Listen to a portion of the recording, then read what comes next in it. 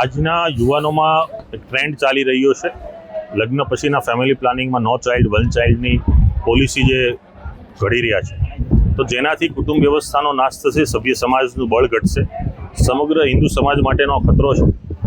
દરેક બાબતે ચર્ચા વિચારણા થતી હોય છે, પરંતુ આવા મુદ્દાઓ પર કોઈ પણ સમાજના આગેવાનો ખુલીને બોલતા નથી. ત્યારે આરપી પટેલે ખુલીને આ બાબતે ચર્ચા કરી છે, ખૂબ અભિનંદનને પાત્ર છે.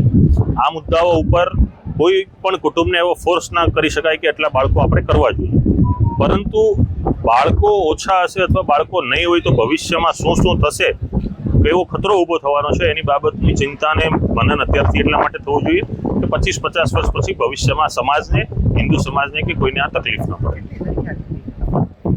ચોક્કસ આંકડો અત્યારે આપણી પાસે ઉપલબ્ધ નથી, પણ આંકડાકીય રીતે જઈએ તો સમજો કે આજે 20 વર્ષ પહેલા હિન્દુ સમાજની વસ્તી હતી, એનાથી વસ્તી ઘટી છે.